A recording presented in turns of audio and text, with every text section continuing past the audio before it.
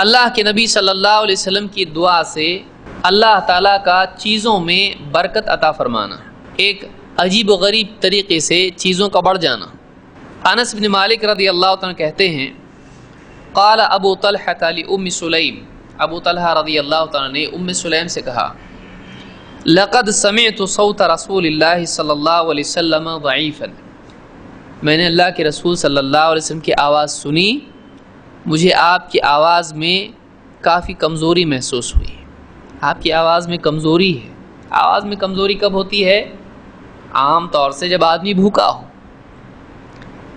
عارف فیہ الجوع، مجھے آپ کی آواز میں آپ میں بھوک کا احساس ہوتا ہے، ایسا لگتا ہے آپ بھوکے ہیں۔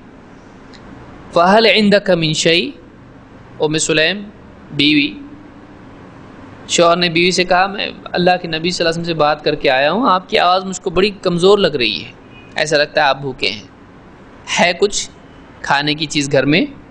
فہل عندک من شیء، تمہارے پاس کھانے کی کوئی چیز ہے؟ قالت نعم، انہوں نے کہا ہے۔ فاخرجت اقراصا من شعیر ثم اخرجت خمارا لها فلفت الخبز ببعضه۔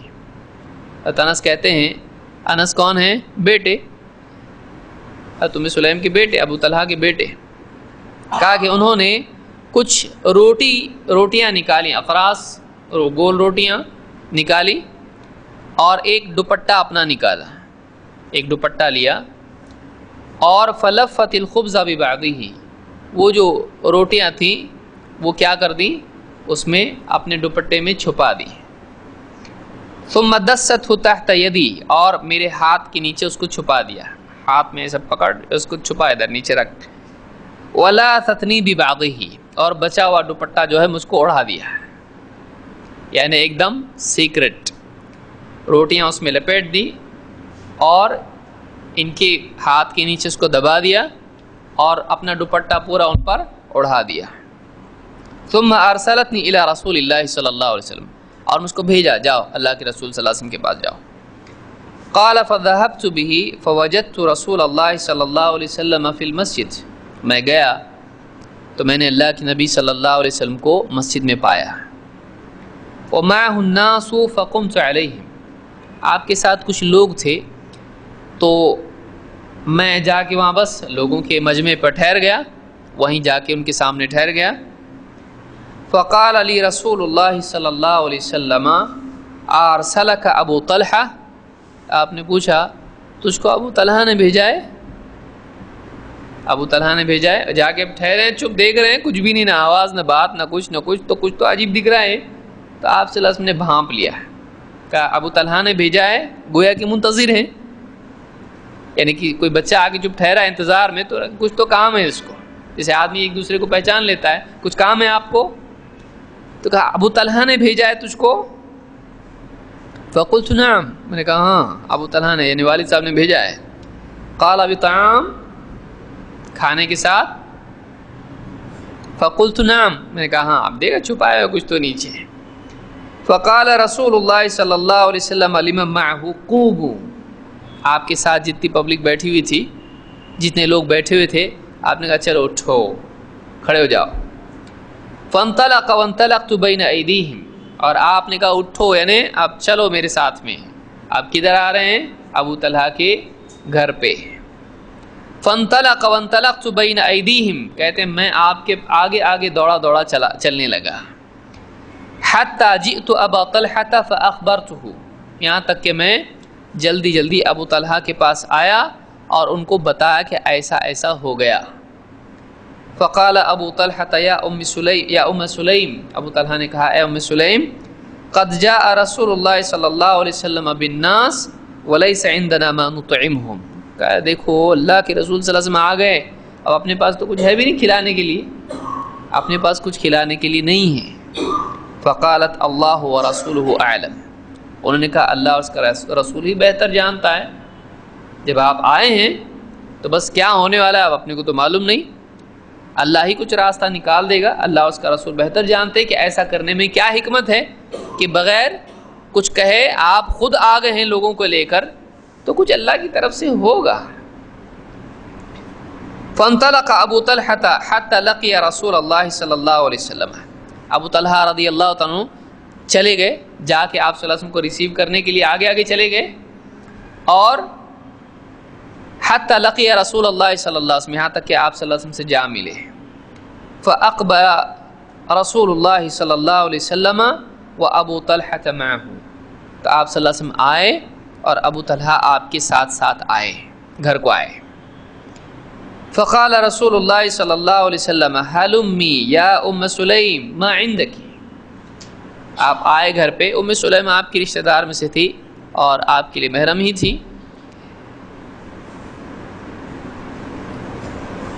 تو آئے اور کہا اے ام سلیم کیا ہے تمہارے پاس, لاؤ, تمہارے پاس کیا ہے لاؤ. فأتت بذلك الخبز فأمر به رسول اللہ صلی اللہ علیہ وسلم ففتح. وہ لائیں جو روٹی کے ٹکڑے یا روٹیاں جو بھی تھیں لے کے آ کے رکھ دیا سامنے. آپ صلی اللہ علیہ وسلم نے کہا کہ اس کو ٹکڑے کرو, اس کے ٹکڑے ٹکڑے کر دو پورے. بڑی روٹیاں ہیں, گول گول روٹیاں ہیں, ٹکڑے کرو, اس کے ٹکڑے کر دیے. وعصرت ام سلیم عکۃ فأدمته. ام سلیم رضی اللہ تعالیٰ نے کیا ٹکڑے تو کیے ہی کیے, جو کچھ گھی تھا گھر میں بچا ہوا وہ بھی اس پہ ڈال دیا. تھوڑا اور ٹکڑے کیسے لگیں, اچھے لگنا چاہیے, تھوڑے گھی ڈال دیا اس کے اوپر سے. وہ غریب تھے لیکن سخی تھے, تو ڈال دے, گھی بھی ڈال دو, گھی بھی لو, گھی بھی کھاؤ. اب گھر پہ آئے تو ذرا تھوڑا سا اور اچھے سے کھلائیں گے. ثم قال رسول اللہ صلی اللہ علیہ وسلم فیہ ما شاء اللہ ان یقول. اللہ کے رسول صلی اللہ علیہ وسلم نے اس کھانے پر جو کہنا تھا کہا. فاتحہ دیے, کیا کہا معلوم نہیں, صحابی خود کہہ رہے ہیں, یعنی آپ نے جہرن کہا, سرن کہا آپ نے. اگر واقعی کچھ الفاظ متعین ہوتے تو آپ زور سے پڑھتے.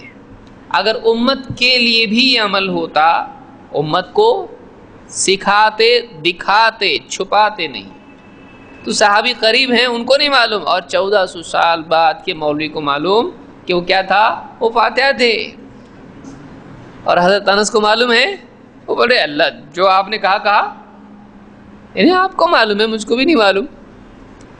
لیکن 1400 سال کے بعد لوگوں کو معلوم ہے. کیا ہوگا وہ, کچھ تو بڑا ہی ہوگا. بڑا بولے تو سورہ فاتحہ ہی ہے, شارٹ ہوگا تو سورہ فاتحہ ہی ہے. تو اپنی طرف سے اس طرح سے قیاس آ رہا ہے. ایک پرچہ میں نے پڑھا تھا, اس میں اس طرح سے لکھا ہوا تھا کہ تھوڑے وقت میں آپ نے پڑھا ہوگا تو سورہ فاتحہ ہی ہوگا, اور بڑی چیز سورہ فاتحہ ہی ہے, اور ایسا سورہ فاتحہ ہی ہے تو سورہ فاتحہ ہی ہوگا. تو کوئی آدمی دوسرا بول سکتا ہے پھر کلمہ ہی پڑھا ہوگا, کلمہ اتنا اہم ہے, کلمے میں جنت میں جاتا آدمی تو نعمت جنت کی ملتی, دنیا کی کیوں نہیں ملیں گی. کلمہ پڑھا تھا. کوئی آدمی کچھ اور بولے گا انا اعطیناک الکوثر, کثرت کے لیے کوثر پڑھا. تو کوئی بھی آدمی کچھ بھی کر سکتا ہے.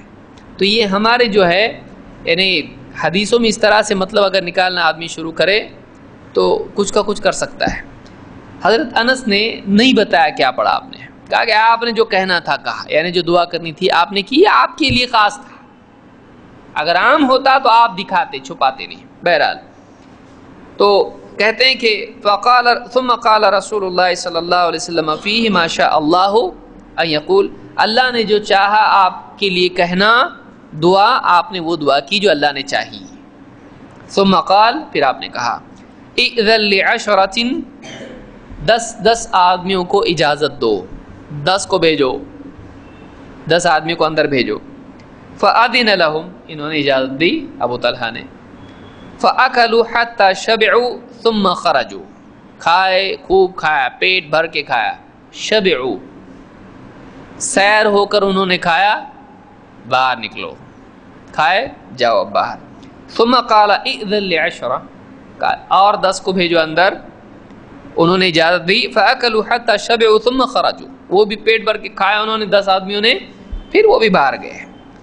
ثم قال اذن لعشرة, اور 10 کو بلاؤ. فأذن لهم فأكلوا حتى شبعوا ثم خرجوا, وہ بھی آئے, کھایا, سیر ہوئے, واپس باہر گئے. ثم قال اذن لعشرة فأكل القوم كلهم وشبعوا, 10 کر کے آتے رہے لوگ اور کھاتے رہے، آتے رہے، کھاتے رہے، جاتے رہے، یہاں تک کہ سب کے سب ختم۔